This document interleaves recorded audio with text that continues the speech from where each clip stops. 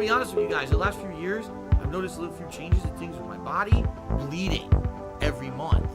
And you get a little scared about that shit, but then you find out, you look into it, and you're like, it's perfectly natural. When you get older, things happen.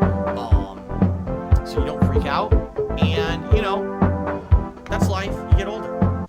June Win subscribed for 19 months. Thank you, June Win.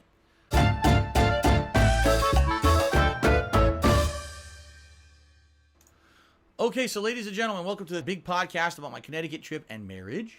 Surprise marriage. This is going to talk about how it went down, and then I'm going to give you an update on the tax situation because that's what everyone wants to know. So, we pick up on Tuesday. Tuesday was our second full day there. Now, originally what we wanted to do this week was go to the zoo. Kat and I both love animals, but it was all going to hinge on weather. Now, Tuesday morning, we were going to go to the zoo. It's going to be in the 50s all day long. It's 9 a.m. We walk outside, pouring fucking rain, 40 degrees. Everything was different from what they had said it was going to be the night before. Not even fucking close. We can't go to the zoo today. We're going to be soaked. We're going to be freezing. So that day we did a Verizon store, a mattress store, some kind of a food place, a to-go food place, and some kind of an outdoor, like, boating store. Pretty cool, huh? Wednesday was the wedding day. Wednesday. And we said, let's go and get some food in the morning. And we went to this place called Chips, load up on pancakes for our wedding day. And Kat ended up getting this Italian sandwich. My sandwich was bland as shit. Her sandwich was amazing. So I ate some of her sandwich too because I was so jealous because her sandwich was fucking good.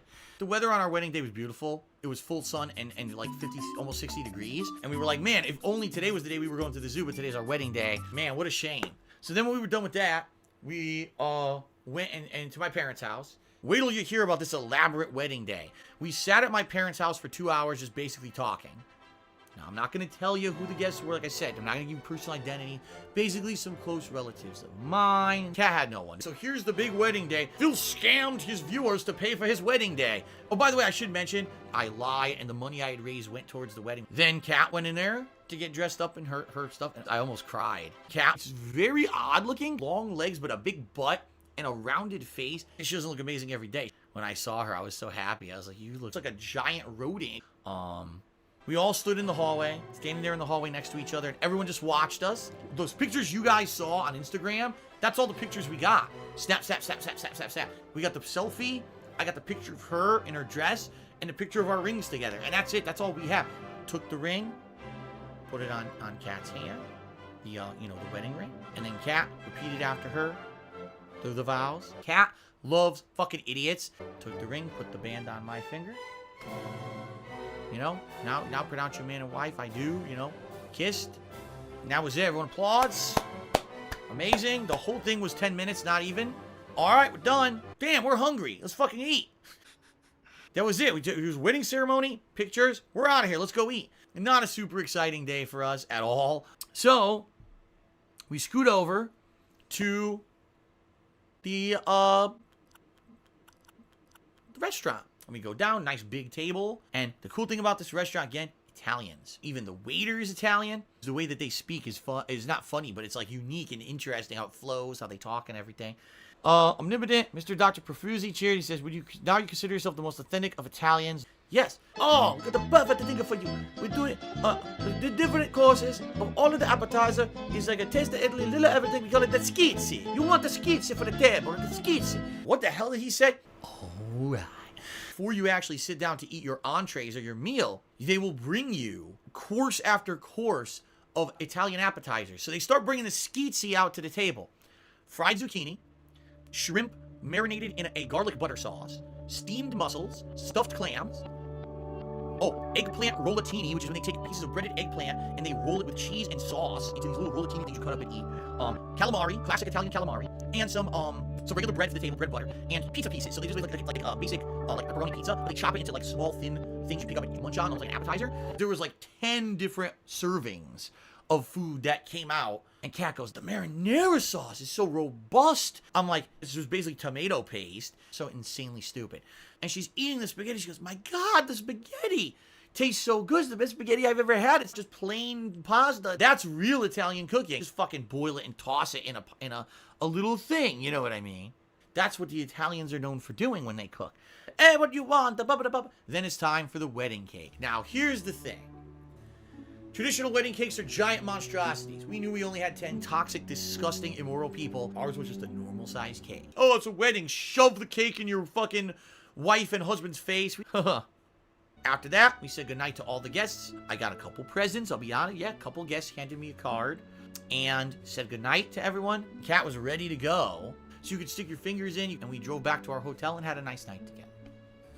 It wasn't bad. It was a huge no, but it's nice for what it is. One of the guests used their smartphone, so we actually have a video of the whole thing.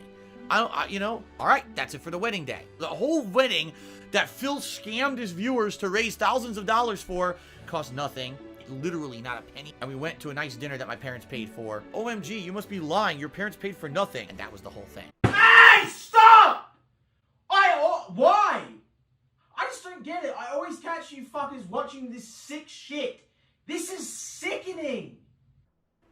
So then, Thursday, we went to this diner. It's called the Bridgeport Flyer Diner. I used to actually eat there with John Rambo a lot when we were doing filming and stuff. We're not going to talk about John and Rambo again or ever again, because that's a part of my past. That's 3.5 years in the past.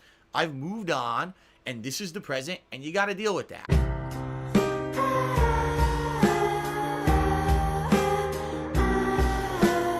We called my parents the next day to thank them very much. He's like, you basically made our special day incredibly cheap. So we ended up making like $200, which was very nice wedding gifts from people. My parents and I just had a really honest talk about how everything's going.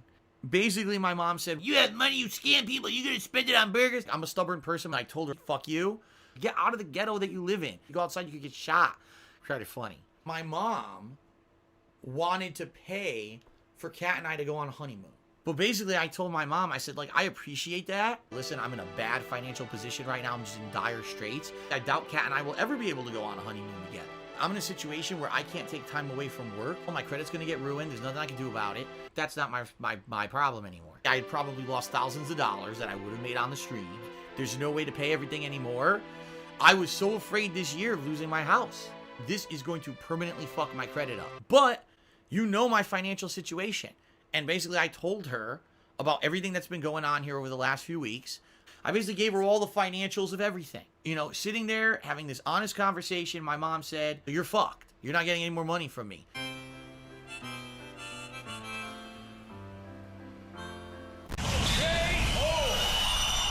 You can't even go on a honeymoon that I want to pay for you to go on with your new wife because of the life that you're in.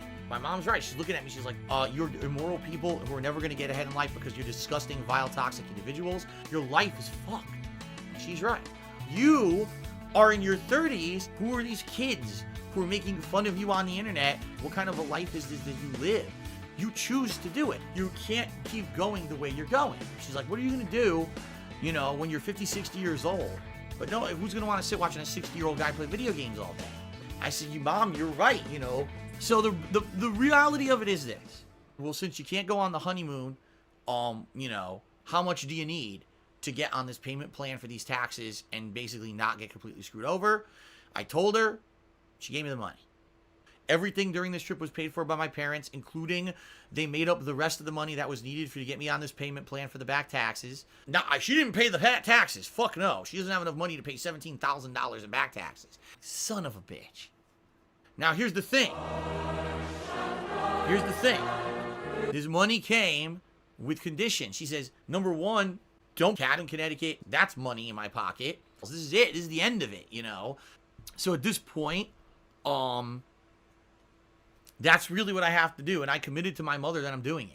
Everything you've heard from the assholes who talk shit about me and say I'm a scammer is complete lies. None of it's true whatsoever. Thanks to everyone who, you know, will actually believe me. You just believe what you want with no evidence. Blind faith craziness. You guys, you drink the Kool-Aid and you jump off the cliff with the rest of these fucking lemmings who are losing their fucking minds over nonsense. It's absolute fucking insanity. They're that gullible that they would believe this crazy shit. The flight home was terrible. There was turbulence, and there was a baby crying the entire fucking time. Baby wouldn't shut the fuck up, yelling for 7 fucking hours straight. Big Hulk Hogan balls. Tip me $2. Still, my withdrawals are at an end. A lot happened to me while you were away. I got fired, got arrested. Okay then. Sounds good. He's now naming meats. Good Lord. Cactus God tipped me $1. He says, please start the story over from the beginning. I missed it. All right. So here's the deal, guys. As you know, no, I'm not going to do that. We're going to end the show here. Thanks for listening, everyone. I hope you enjoyed this very special podcast. Thank you, everyone. Peace out. I'll see you later tonight. And that's it. Later, everybody.